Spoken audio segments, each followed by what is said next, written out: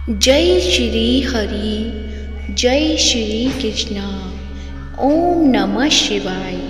प्रिय भक्तजनों, आप सभी का मायरा वॉइस चैनल में हार्दिक स्वागत है। आप सभी का दिन शुभ और मंगलमय हो और विष्णु भगवान आप सबकी मनोकामनाएं पूर्ण करें। आज की इस वीडियो में हम सुनेंगे पौष माह का अध्याय 21, जिसमें आपको विष्णु पुराण की पुस्तक 4 का अध्याय 4 सुनाऊंगी। तो प्रेम से बोलिए विष्णु भगवान की जय हो।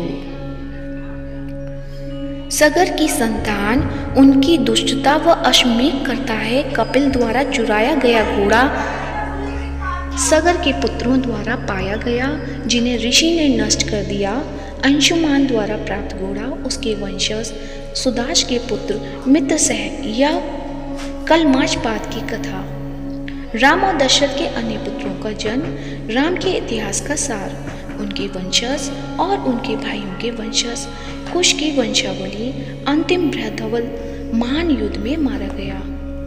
संतानहीन होने के कारण राजा ने अत्यंत आग्रह पूर्वक ऋषि और से सहायता मांगी और मुनि ने यह वरदान दिया कि एक पत्नी से एक पुत्र उत्पन्न होगा जो कुल का पालनहार होगा, तथा दूसरी पत्नी से 60,000 पुत्र उत्पन्न होंगे, तथा चुनाव का कार्य उन दोनों पर छोड़ दिया। कौशिनी ने एक ही पुत्र को जन्म दिया, सुमति ने बहुत से पुत्रों को जन्म दिया और थोड़े समय में ही केशिनी ने असमंजस नामक राजकुमार को जन्म दिया, जिसके द्वारा वंश आगे बढ़ा और सुमति की पुत्री के 60,000 पुत्र हुए। असमंजस बचपन से ही बहुत बुरी आचरण वाला था। उसके पिता को उम्मीद थी कि जैसे जैसे वह बड़ा होगा वह बदल जाएगा, लेकिन जब उसने देखा कि वह उसी अनैतिकता को जारी रखे हुए है तो सगर ने उसे त्याग दिया। सगर के 60,000 पुत्रों ने अपने भाई असमंजस का अनुसरण किया। संसार में सगर के पुत्रों द्वारा धर्म और धर्म का मार्ग अवरुद्ध होने पर देवतागण कपिल मुनि के पास गए, जो भगवान विष्णु के अंश थे, दोष रहित थे तथा समस्त सत्य ज्ञान से संपन्न थे। वे आदरपूर्वक उसके पास जाकर बोले, हे प्रभु, संसार का क्या होगा यदि सगर के इन पुत्रों को उसी दुष्ट मार्ग पर चलने की अनुमति दी गई जो उन्होंने असमंजस से सीखा है। तब आप पीड़ित ब्रह्मांड की रक्षा के लिए एक दृश्य रूप धारण करें। ऋषि ने उत्तर दिया, आप संतुष्ट रहें, कुछ ही समय में सगर के सभी पुत्र नष्ट हो जाएंगे। उसी समय सगर ने एक घोड़े की पवित्र बलि देने का अनुष्ठान आरंभ किया, जिसकी रक्षा उसके अपने पुत्रों द्वारा की जा रही थी। फिर भी किसी ने उस घोड़े को चुरा लिया और उसे धरती के एक गड्ढे में ले गया। सगर ने अपने पुत्रों को घोड़े की खोज करने का आदेश दिया और वे उसके खुरों के निशानों से उसका पता लगाते हुए दृढ़तापूर्वक उसके पीछे पीछे चले। जब वे उस खाई पर पहुंचे जहां से वह अंदर गया था, तो वे उन्होंने उसे और बड़ा किया और एक एक लीक नीचे तक खोदा।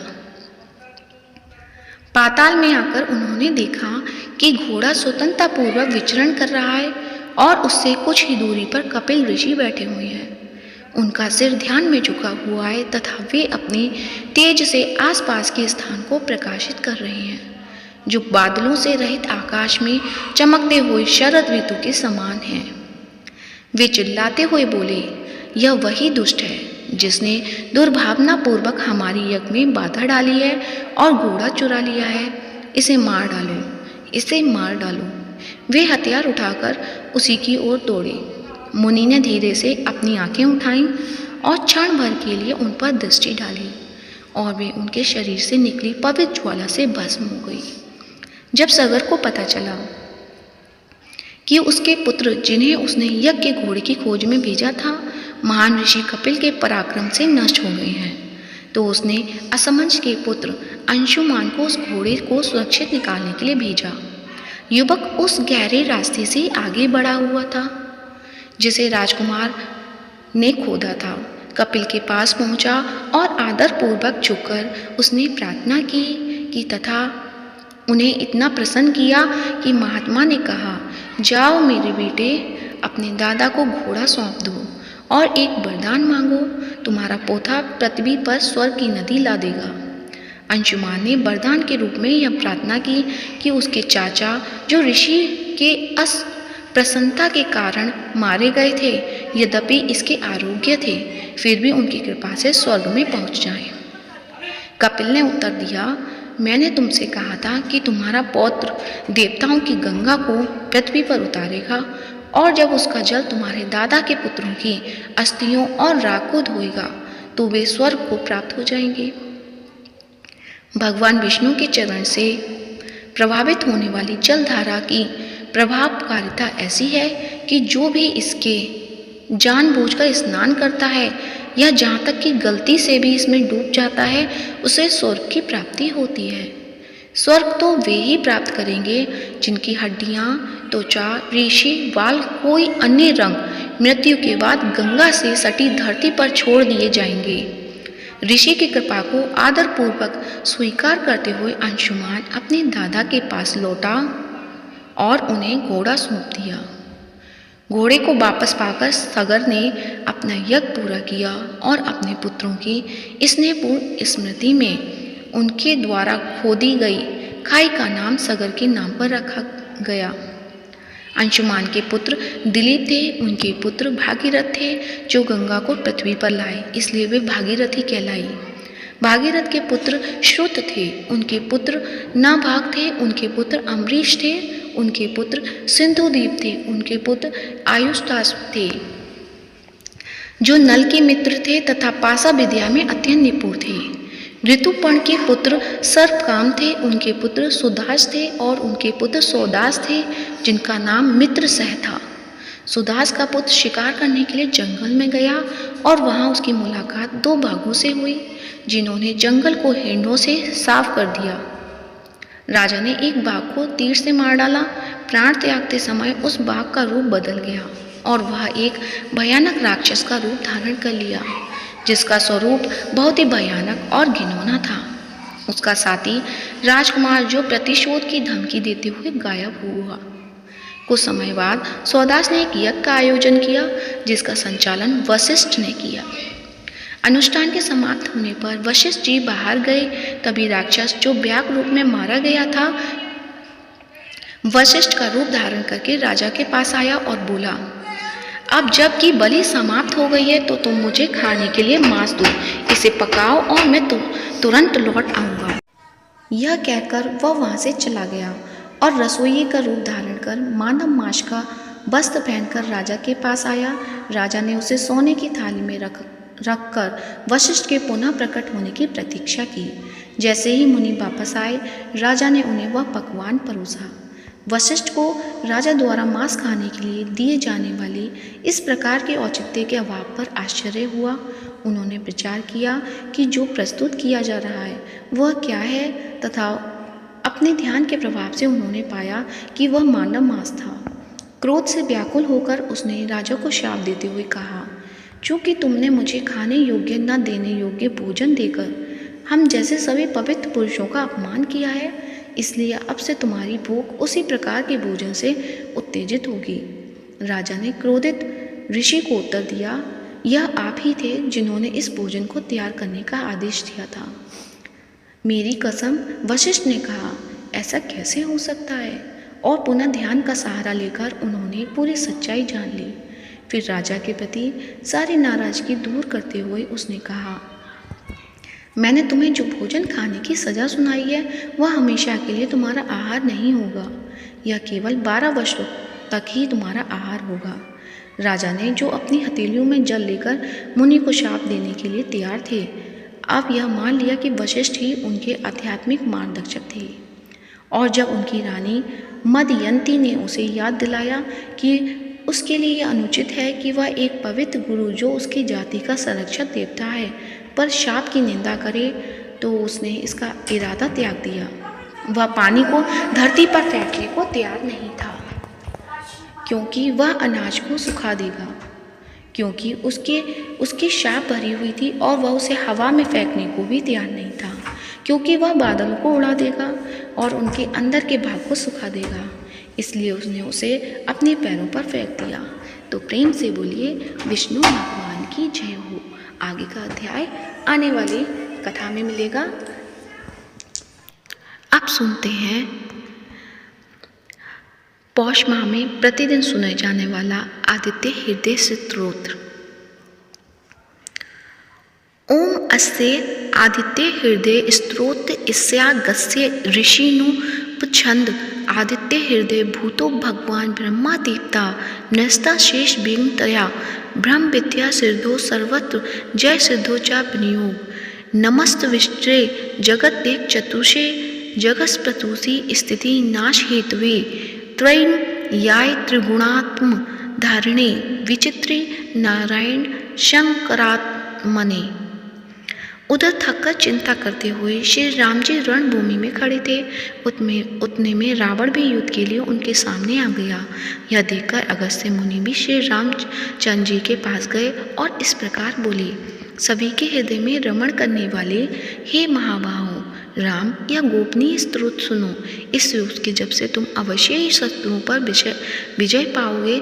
यह आदित्य हृदय स्तोत्र परम पवित्र और सभी शत्रुओं का नाश करने वाला है। इसके जब से सदा ही विजय की प्राप्ति होती है।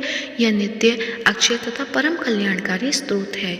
यह सभी मंगलों में भी मंगल और सभी पापों को नाश करने वाला यह स्तोत्र चिंता और शोक को मिटाने वाला और आयु को बढ़ाने वाला है, जो अनंत किरणों से शोभायान नित्य उदय होने वाले देवों और असुरों दोनों के द्वारा नमस्कृत है।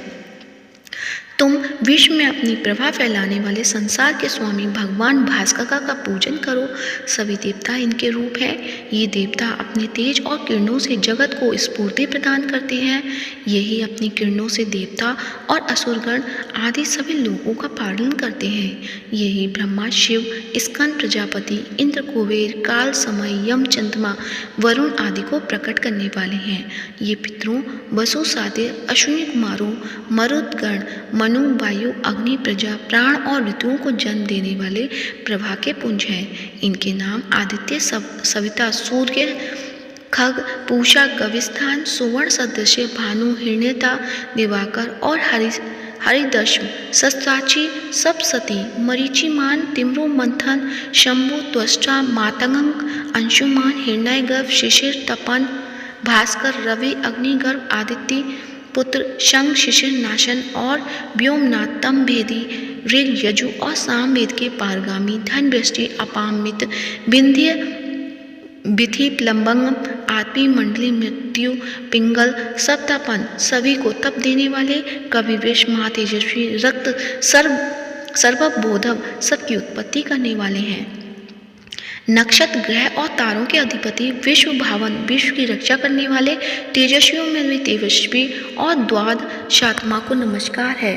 पूर्व गिरि उदयाचल तथा पश्चिम गिरि अस्ताचल के रूप में आपको नमस्कार है। तारों और ग्रहों के स्वामी तथा दिन के अधिपति को नमस्कार है, जो जय के रूप हैं, विजय के रूप हैं। हरे रंग के घोड़ों से युक्त रथ वाले भगवान को नमस्कार है। सहस्त्रों किरणों के प्रभावान आदित्य भगवान को बारंबार नमस्कार है। उग्र, वीर तथा सारंग सूर्य देव को नमस्कार है। कमलों को विकसित करने वाले प्रचंड तेज वाले मातंग को नमस्कार है। आप ब्रह्मा, शिव और विष्णु के स्वामी हैं। सूर्य आपकी संज्ञा है। यह सूर्यमंडल आपका ही तेज है। आप प्रकाश से परिपूर्ण हैं। आपको स्वाहा करने वाले अग्नि स्वरूप हे रौद्र रूप आपको नमस्कार है। अज्ञान अंधकार के नाशक, शीत के निवारक तथा शत्रुओं के नाशक आपका रूप अप्रमेय है। कृतज्ञों नाश करने वाले देव और सभी ज्योतियों के अधिपति को नमस्कार है। आपकी प्रभा तप्त स्वर्ण के समान है। आप ही हरि, अज्ञान को हरने वाले, विश्वकर्मा, संसार की रचना करने वाले, तम अंधेरा के नाशक, प्रकाश रूप और जगत के साक्षी आपको नमस्कार है। हे रघुनंदन, भगवान सूर्यदेव ही सभी भूतों का संहार, रचना और पालन करते हैं। यही देव अपनी रश्मि से तप यानी गर्मी और वर्षा करते हैं। यही देव सभी भूतों के अंतर स्थित होकर उनके सो जाने पर भी जागते रहते हैं। यही अग्निहोत्री कहलाते हैं और अग्निहोत्री पुरुषों को मिलने वाले फल हैं। यही वेद, यज्ञ और यज्ञ से मिलने वाले फल हैं। यह देव संपूर्ण लोगों की क्रिया का फल देने वाले हैं। राघव विपत्ति में, कष्ट में, कठिन मार्ग में और किसी भय के समय जो भी सूर्य देव का कीर्तन करता है उसे दुख नहीं सहना पड़ता। तुम एकाग्रचित होकर इन जगतपति देवाधिदेव का पूजन करो। इनका आदित्य हृदय स्तोत्र 3 बार जप करने से तुम अवश्य ही युद्ध में विजय पाओगे। हे महाबाहो, इसी क्षण तुम रावण का वध कर सकोगे। इस प्रकार मुनि अगस्त्य जिस प्रकार आए थे उसी प्रकार लौट गए। तब इस प्रकार अगस्त्य मुनि का उपदेश सुनकर महातेजस्वी राम जी का शोक दूर हो गया। प्रसन्न और प्रतिशील होकर, परम हर्षित सुचित होकर उन्होंने भगवान सूर्य की ओर देखते हुए 3 बार आदित्य हृदय स्तोत्र का 3 बार जप किया। तत्पश्चात राम जी ने धनुष उठाकर युद्ध के लिए आए हुए रावण को देखा और उत्साह से भरकर सभी यत्नों से रावण के निश्चय किया। तब देवता के मध्य में खड़े हुए सूर्यदेव ने प्रसन्न होकर श्री राम जी की ओर देखकर निशाचर राक्षस के राजा का विनाश का समय निकट जानकर प्रसन्नता पूर्वक कहा कि अब जल्दी करो।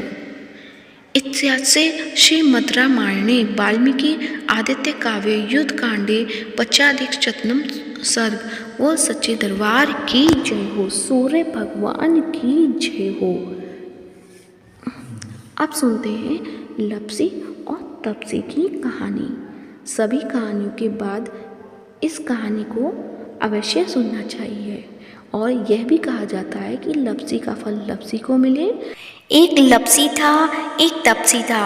तप्सी हमेशा भगवान की तपस्या में लीन रहता था। लप्सी रोजाना 1.25 सेर की लापसी बनाकर भगवान का भोग लगाकर जीम लेता था। एक दिन दोनों लड़ने लगे। तप्सी बोला, मैं रोज भगवान की तपस्या करता हूँ इसलिए मैं बड़ा हूँ। लप्सी बोला, मैं रोज भगवान को 1.25 सेर लापसी का भोग लगाता हूँ इसलिए मैं बड़ा हूँ। नारद जी वहाँ से गुजर रहे थे। दोनों को लड़ता देखकर उसने पूछा कि तुम क्यों लड़ रहे हो। तप्सी ने खुद के बड़ा होने का कारण बताया और लप्सी ने अपना कारण बताया। नारद जी बोले, तुम्हारा फैसला मैं ही कर दूंगा। दूसरे दिन लप्सी और तप्सी नहाकर अपनी रोज की भक्ति करने आए तो नारद जी ने छुपकर 1.25 करोड़ की एक अंगूठी उन दोनों के आगे रख दी। तप्सी की नज़र जब अंगूठी पर पड़ी तो उसने चुपचाप अंगूठी उठाकर अपने नीचे दबा ली। लप्सी की नज़र अंगूठी पर पड़ी लेकिन उसने ध्यान नहीं दिया। भगवान को भोग लगाकर लापसी खाने लगा। नारद जी सामने आए तो दोनों ने पूछा कि कौन बड़ा। तो नारद जी ने तप्सी से खड़ा होने को कहा। वो खड़ा हुआ तो उसके नीचे दबी अंगूठी दिखाई पड़ी। नारद जी ने तप्सी से कहा, तपस्या करने के बाद भी तुम्हारी चोरी करने की आदत नहीं गई इसलिए लप्सी बड़ा है और तुम्हें तुम्हारी तपस्या का कोई फल नहीं मिलेगा। तप्सी शर्मिंदा होकर मांगने लगा। उसने नारद जी से पूछा कि मुझे कोई तपस्या का फल कैसे मिलेगा। नारद जी ने कहा, यदि कोई गाय और कुत्ते को रोटी नहीं बनाएगा तो फल तुझे मिलेगा। यदि कोई ब्राह्मण को भोजन करवाकर दक्षिणा नहीं देगा तो फल तुझे मिलेगा। यदि कोई साड़ी के साथ ब्लाउज नहीं देगा तो फल तुझे मिलेगा। यदि कोई दिए से दिया जलाएगा तो फल तुझे मिलेगा। यदि कोई सारी कहानी सुने लेकिन तुम्हारी कहानी नहीं सुने तो फल तुझे मिलेगा। उसी दिन से हर व्रत कथा कहानी के साथ लप्सी और तप्सी की कहानी भी सुनी और कही जाती है। तो प्रेम से बोलिए, लप्सी और तप्सी की जय हो। लप्सी और तप्सी को अपनी अपनी तपस्या का फल मिले और हमें हमारी पूजा का हमें फल मिले। तो प्रेम से बोलिए, भगवान विष्णु की जय हो। अगर यदि आज की वीडियो अच्छी लगी है तो वीडियो को लाइक करें, साथ ही ज़्यादा से ज़्यादा शेयर करें और साथ ही मायरा वॉइस चैनल को सब्सक्राइब करें और कमेंट बॉक्स में सूर्य भगवान की जय हो या भगवान श्री हरि की जय हो अवश्य लिखें। धन्यवाद। आप सभी का दिन शुभ और मंगलमय हो।